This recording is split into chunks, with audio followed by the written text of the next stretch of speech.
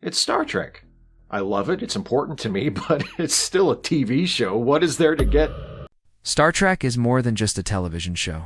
It's a universe, a legacy, a shared mythology that spans decades, generations, and galaxies, both fictional and real. But behind the polished uniforms, iconic catchphrases, and gleaming starships lies a much messier human story. For all the progressiveness it portrayed on screen, the franchise has often struggled off-camera with conflicts. Power struggles, miscommunication, and occasionally heartbreak. Some of the most memorable characters in Star Trek history vanished without explanation, left fans scratching their heads, or even returned in unexpected forms years later. And behind every departure, be it sudden, quiet, or dramatic, was very real actor, grappling with professional ambition, creative frustration, or deeply personal challenges. Whether it was a pioneering captain who never made it past the pilot, a security officer who felt invisible in her own show, or a beloved doctor who disappeared without a trace, each story reveals something about the unique pressures of living and working inside the Star Trek phenomenon. As we explore the real reasons these actors left the bridge, prepare to see your favorite characters and the people behind them in a new light. Some left by choice, some were pushed, and some were never meant to stay. But all of them left behind a lasting impact on one of the most enduring franchises in entertainment history. Before William Shatner's bold portrayal of Captain James T. Kirk took command of the USS Enterprise, the very first pilot of Star Trek, featured a different kind of leader, Captain Christopher Pike, played by the thoughtful and quietly intense Jeffrey Hunter. In The Cage, which aired only years later in full, the tone was more philosophical, a cerebral journey into the ethics and unknowns of space exploration. Hunter's performance suited this vision perfectly: introspective, reserved, and contemplative. But NBC executives weren't sold. They considered it too intellectual, too slow, not exciting enough for a primetime audience. Despite that, they saw potential and did something almost unheard of. They gave creator Gene Roddenberry a second chance to retool the concept. Jeffrey Hunter wasn't interested.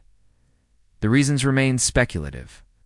Some claim he was reluctant to commit to a long-running TV series. Others say his wife advised him to step away. By the time the show was ready for its second pilot, Hunter had moved on with that decision. Star Trek's future changed course. William Shatner was brought in, and the more action-oriented, charismatic Kirk took center stage. Yet Hunter's brief contribution wasn't discarded.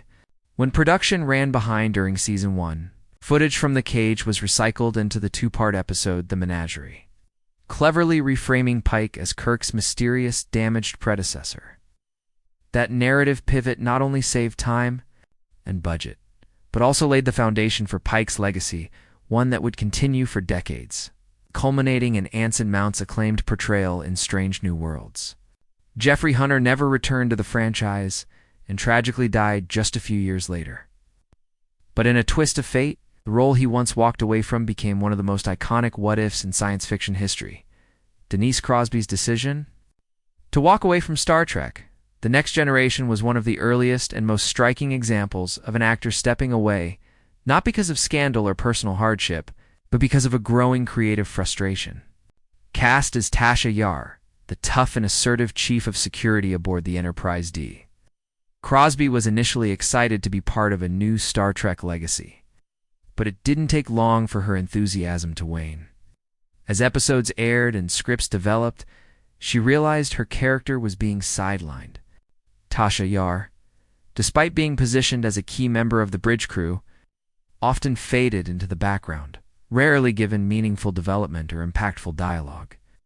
Crosby, feeling underused and overlooked, made the bold choice to leave during the first season.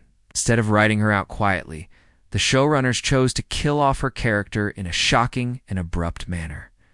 In episode 23, Skin of Evil, Tasha is killed by a malevolent oil-like creature named Armis in what many considered an unceremonious and anticlimactic end. Fans were stunned. And yet Crosby's story with Star Trek didn't end there. Would return not only through time travel episodes and alternate realities, but in one of the franchise's more creative reinventions, as Commander Sella, the cunning half-Romulan daughter of a version of Tasha from a parallel timeline. This bold narrative twist allowed Crosby to sink her teeth into a far more complex, morally ambiguous role. It was a rare second chance for both the actor and the character. And in a poetic sense, it proved that even when actors leave the Enterprise, the universe of Star Trek often finds a way to bring them home, if not as heroes, then as ghosts, echoes, or adversaries. Well, Wheaton's journey through the Star Trek universe is one of the most layered, emotional, and complicated among the franchise's many young stars. Cast as Wesley Crusher, the gifted teenage son of Dr. Beverly Crusher, Wheaton entered the next generation as a kind of audience surrogate, smart, awkward, eager to impress. While his character appealed to younger viewers, older fans often dismissed Wesley as a Mary Sue, someone who conveniently saved the day one too many times. The backlash wasn't personal, but it wore on Wheaton, especially as he matured and began to feel confined by the role. Meanwhile, outside the series, Hollywood came knocking. After his breakout in Stand By Me, Wheaton had the opportunity to appear in Valmont, a prestigious film adaptation of Les Liaisons' Dangerouses. He requested time off, but was denied. The episode he was scheduled to miss was supposedly critical to his character's arc. Trusting the production team, he turned down the film, only to find out later that Wesley's part had been cut from the episode entirely. That betrayal was a turning point. Disillusioned and feeling undervalued, Wheaton made the difficult decision to leave the show.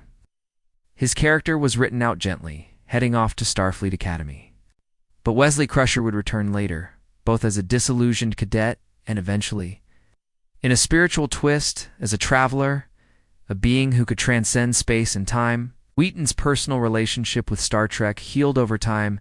He hosts The Ready Room, a behind-the-scenes after-show for new Star Trek series. Remains a passionate voice within the fandom. His story is a reminder that even when a journey ends prematurely, it can lead to something more profound, both in fiction and in life. When Michelle Forbes was introduced as Ensign Rolaren in The Next Generation, few could predict just how significant her role would become. Fierce, no-nonsense Bajoran officer with a dark past, Ro immediately stood out. She was flawed, principled, and at odds with the prim professionalism of Starfleet, making her not just memorable, but essential. Her presence helped lay the groundwork for the Bajoran-Cardassian conflict that would later become the spine of Deep Space Nine. Producers were so impressed by Forbes that they envisioned Ro as a central character in the new series, potentially as the Bajoran second-in-command to Benjamin Sisko, but Forbes declined. Despite the high-profile opportunity, she chose instead to pursue film and other television work, feeling that committing to a new multi-season sci-fi series wasn't right for her at the time. Her decision reportedly disappointed the production team, who had invested deeply in her character's potential. Luckily, they gave Ro a send-off worthy of her complexity. In the Season 7 episode Preemptive Strike, Ro makes a controversial and emotional decision.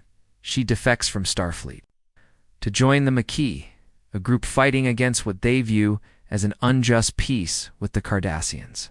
It was a poignant and layered farewell, neither heroic nor villainous, but profoundly human. Forbes would go on to enjoy a successful career in shows like 24, Battlestar Galactica, and True Blood.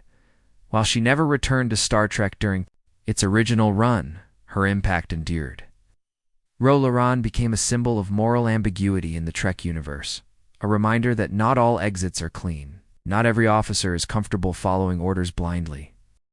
Terry Farrell's departure from Deep Space Nine stands out as one of the most emotionally charged moments in Star Trek history, not only for fans, but for the cast and crew. As Jadzia Dax, Farrell played a character who was at once ageless and youthful, wise, and playful. The symbiotic relationship between Jadzia and her Trill host gave her unique perspective and depth, making her a fan favorite across the board. But behind the scenes, things weren't as harmonious as her contract came up for renewal after Season 6. Farrell asked for a reduced role in Season 7. After 6 years of grueling production schedules, she wanted to scale back, perhaps to explore other opportunities or simply reclaim some personal time.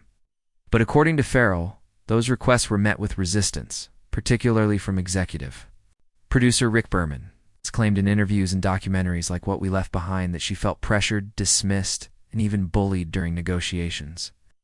Unable to reach a compromise, Farrell ultimately decided to leave. The production responded by killing off Jadzia in the season 6 finale. Tears of the Prophets, a move that shocked fans and castmates alike. Farrell's next role was in the sitcom Becker, ironically produced by the same Paramount team that had refused to adjust her DS9 schedule. Despite the bitterness surrounding her departure, her legacy within Star Trek remains powerful. Jadzia Dax wasn't just a science officer. She was a symbol of balance, compassion, and curiosity. Her departure created a hole in the final season. That never quite closed, and in many ways it became a turning point for the show itself. Gene Roddenberry later expressed deep regret over removing Yeoman Janice Rand from Star Trek, the original series. Less than 2 months after Grace Lee Whitney was let go, he floated the idea of bringing her back for a guest appearance, perhaps sensing that the character's quiet exit had been too abrupt. Too final for a series that championed inclusion and camaraderie.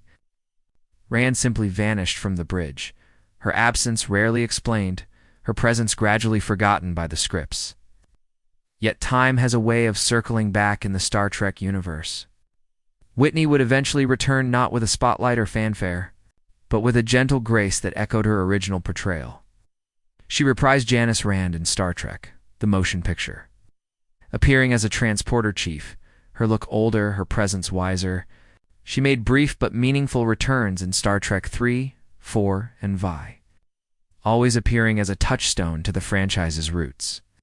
And in what felt like a final bow, she returned one last time in Star Trek Voyager in the episode Flashback, which allowed both the character and actress to step back onto the Enterprise bridge, if only for a moment. Grace Lee Whitney passed away in 2015, but not before finding peace with the darker chapters of her life. In a 2012 lunch with the author of this script, she spoke candidly without bitterness about her journey, saying she had found her closure, a quiet, dignified end to a story that began with silence and misunderstanding, what you might call, fittingly, a grace note. Her absence was once sudden and unexplained, but her return, like much of her life, was understated, resilient, and ultimately redemptive. And it left fans wondering if one presence could disappear so easily. Why didn't others come back either? What happened to Kirstie Alley? Kirstie Alley made an unforgettable impression as Lieutenant Saavik in Star Trek II, The Wrath of Khan. With her cool Vulcan demeanor blended with flashes of human emotion, Saavik stood out as a new kind of Starfleet officer, logical, brave, and quietly conflicted. Audiences responded immediately, and many assumed she would return in subsequent films, but that didn't happen. When Star Trek III, The Search for Spock went into production, fans were surprised to find Saavik still present, but played by a different actress, Robin Curtis. So what happened? According to William Shatner's memoir, Star Trek Movie Memories, it all came down to money. Shatner recalled that Paramount made Alley a lowball offer to return lower, in fact, than what she was paid for her first appearance. Alley told him directly, "I figured they weren't interested in me playing the part." Leonard Nimoy, who was both starring in and directing Star Trek III, confirmed this in later interviews. He said the studio had planned to more than double Alley's salary, but that it still wasn't enough to meet her expectations or match her rising value in Hollywood. With no agreement reached, she stepped away. Robin Curtis stepped into the role, delivering what Shatner called a solid performance in a thankless role, but something was missing. Fans never quite accepted the change, and many still associate Saavik with Alley's original portrayal. Ironically, Alley would later replace Shelley Long on Cheers, stepping into another iconic role after another actress walked away, almost a poetic reversal of what had happened to her in Trek. It's a reminder of how careers twist and intersect in unexpected ways. But for Trekkies, the question lingers. What would Saavik's arc have been if Alley had returned? That door was closed before it could even open. But the next exit wasn't about missed opportunities. It was about momentum. Lost. What happened to Jennifer Lean? Jennifer Lean was introduced to fans as Kes in Star Trek, Voyager gentle, wide-eyed Ocampa with a 9-year lifespan and telepathic abilities. When the show launched in 1995, Kes was positioned as one of the emotional hearts of the series, compassionate, curious, and in love with Neelix. Voyager itself was a bold leap forward for the franchise, stranding its crew in the Delta Quadrant and exploring the moral complexities of isolation and survival. In many ways, Kes was meant to anchor the more alien elements of the crew, with empathy and innocence. But while Lean delivered an earnest and committed performance, the character never quite resonated with the audience. Like Wesley Crusher before her, Kes embodied the archetype of the young, precocious outlier but without the same narrative weight or fan investment, as the writers began struggling to find meaningful storylines for her.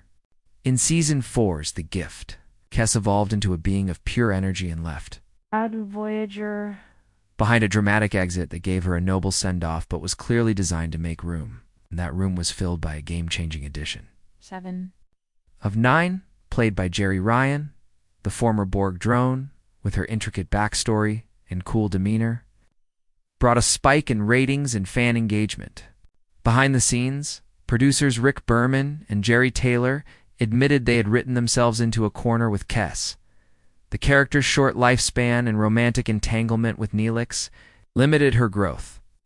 Jennifer Lean was released from her contract, and while her departure was officially amicable, fans were divided. Many believed the writing failed her more than the performance. Kes's quiet goodbye remains one of Voyager's more haunting moments, a reminder that in serialized TV, the character potential is always at the mercy of shifting priorities. Still, Kes left her mark, however briefly. But while her exit was planned, the next one was unimaginably tragic-hand, not scripted by anyone. What happened to Anton Yelchin left the entire Star Trek family in shock. Anton Yelchin brought a youthful brilliance, too.